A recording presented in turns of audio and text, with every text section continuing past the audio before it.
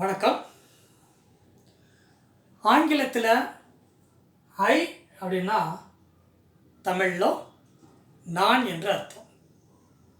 அதே மாதிரி ஐஆம் அப்படின்னு சொன்னாலும் நான் என்று தான் அர்த்தம்.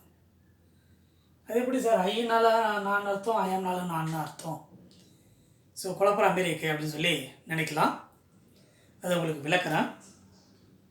இப்போ பாருங்கள், என்னுடைய பேர் ரவி அப்படின்னு சொல்லணும்.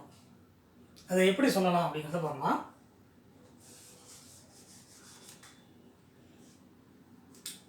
இங்கே பாருங்க, ஐ ரவி. ஐயன்னா நான் தானே சார் சொன்னீங்க. அப்படின்னா ஐ ரவின்னு சொன்னாக்கா நான் ரவின்னு ஆகிடும் இல்லையா?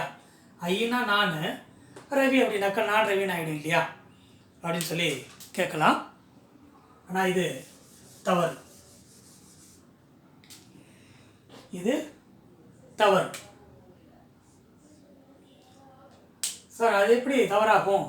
ஐயன்னா நான் சொல்கிறீங்க அப்படின்னா நான் ரவி அப்படின்னு சொல்கிறதுக்கு ஐ ரவின்னு போட்டால் அது கரெக்டாக தானே இருக்கும் அப்படிங்கிற மாதிரி கேட்கலாம்.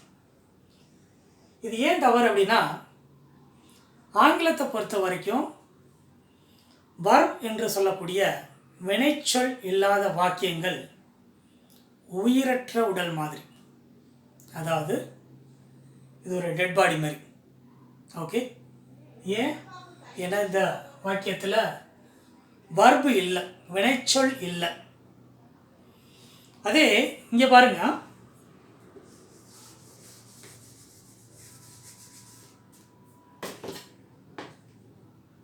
ஐ ஆம் ரவி. இங்கே ஆம் என்ற வினைச்சொல் வருது. இந்த வினைச்சொல் வரக்குள்ள இது உயிருள்ள வாக்கியமாக ஆகிடும்.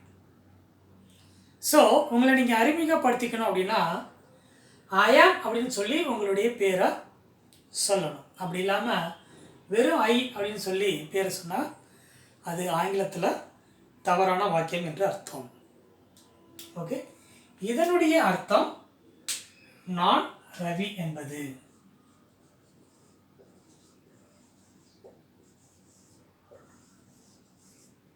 நான் ரவி என்பது. ஓகே, சரி.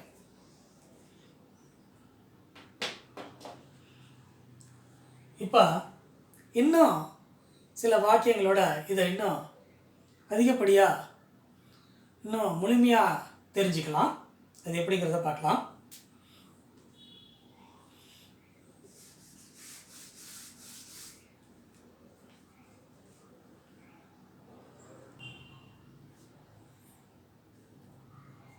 இப்போ பார்த்தீங்கன்னா ஆம் அப்படின்னா என்ன அர்த்தம் அப்படின்னு பார்த்தீங்கன்னா இருக்கிறேன் என்று அர்த்தம். ஆம்னு சொன்னால் இருக்கிறேன் என்று அர்த்தம். இதுக்கு முன்னாடி பார்த்தீங்கன்னாக்கா ஐ ஆம் ரவி அப்படிங்கிற வாக்கியத்தை பார்த்தோம். அப்போ அந்த ஆம்க்கு வந்து இருக்கிறேங்கிற அர்த்தம் வராதுன்னா ஒரு சில வாக்கியங்களுக்கு இந்த ஆம் அப்படிங்கிறது அர்த்தமற்றதாக இருக்கும். ஓகே, ஏன் அப்படிங்கிறத நான் முன்னாடியே சொன்னேன். ஐ ரவி அப்படின்னு சொல்லக்கூடாது. வினைச்சொல் இல்லாத வாக்கியம் அது உயிரற்ற உடலுக்கு சமமானது அப்படிங்கிற மாதிரி. ஓகே, அங்கே ஆம் அப்படிங்கிறது சைலண்ட், அதுக்கு தனியான அர்த்தம் கிடையாது, ஐயினுடைய அர்த்தம்தான். அதே சமயத்தில் ஆமுக்கு பார்த்திங்கன்னா தனியாக ஒரு அர்த்தம் அப்படிங்கிறது இருக்குது. அது என்னன்னா இருக்கிறேன் என்ற அர்த்தம். இருக்கிறேன்னா எப்படி சார்? உதாரணத்துக்கு இப்போ இங்கே ஐ ஆம் அப்படிங்கிறத எழுதிடுங்க. ஐ ஆம் ஃபைன்.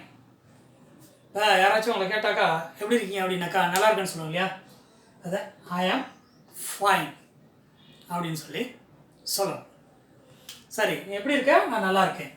அடுத்தது ஐ ஆம் ஹாப்பி. நான் சந்தோஷமாக இருக்கேன். ஐ ஆம் ஹாப்பி. ஐ ஆம் ஆங்க்ரி. ஐ ஆம் ஆங்க்ரி. நான் கோபமாக இருக்கேன். நான் கோபமாக இருக்கிறேன். ஓகே, அடுத்தது ஐ ஆம் டயர்ட். டயர்ட்னா சோர்வாக இல்லைன்னா களைப்பாக இருக்கிறேன்னு அர்த்தம். ஐ ஆம் டயர்டு, நான் சோர்வாக இருக்கிறேன் அப்படின்னு சொல்லி அர்த்தம். அடுத்தது ஓகேங்களா. ஸோ இந்த மாதிரியான வாக்கியங்களுக்கு இந்த ஆம் அப்படிங்கிறத நம்ம பயன்படுத்துகிறோம். அதாவது இது போன்ற வாக்கியங்களில் ஆம் அப்படின்னா இருக்கிறேன் அப்படிங்கிறத அர்த்தத்தை தரும். சரி,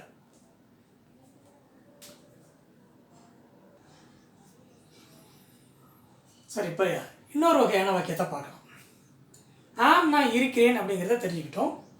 இப்போ இன் அப்படின்னா என்ன அர்த்தம் அப்படின்னு பார்த்தீங்கன்னா இல் அப்படின்னு அர்த்தம். அது என்ன சார் இன்னுனா இல்லுன்னா எப்படி? உதாரணத்துக்கு நீங்கள் சென்னையில் இருக்கீங்க அப்படின்னு சொல்லி சொல்லணும். ஸோ சென்னையில் இருக்கிறேன் அப்படின்னு சொல்லி சொல்லணும் இல்லையா? அந்த இல் அப்படிங்கிறதுக்கு இன் அப்படிங்கிறத முன்னாடி சேர்த்துக்கிட்டு சென்னை, ஐ ஆம் இன் சென்னை, நான் சென்னையில் இருக்கிறேன், ஐ ஆம் இன் சென்னை அப்படின்னு சொல்லுவேன். இதே மாதிரி அட் அப்படின்னு சொல்லி ஒரு வார்த்தை இருக்குது. இதெல்லாம் ப்ரிப்போசிஷன்ஸ்னு சொல்லுவோம். இந்த அட் அப்படின்னா என்ன சார் அர்த்தம், அட்டுனா என்ன அர்த்தம் அப்படின்னு சொல்லி கேட்கலாம். அட்டுனாலும் அதே இல் அப்படிங்கிற அர்த்தம். இன்னுக்கு 2 அர்த்தங்கள் இருக்குது. இன்னுக்கு உள்ளே அப்படின்னு ஒரு அர்த்தம் இருக்குது, இல் அப்படிங்கிற அர்த்தம் இருக்குது. பட் காமனாக இன் அட் ரெண்டுத்துக்குமே இருக்கக்கூடிய ஒரு அர்த்தம் அப்படின்னு பார்த்தீங்கன்னா இல் அப்படிங்கிறது. சரி, இது எங்கே சார் யூஸ் பண்ணோம் அப்படின்னு பார்த்தீங்கன்னா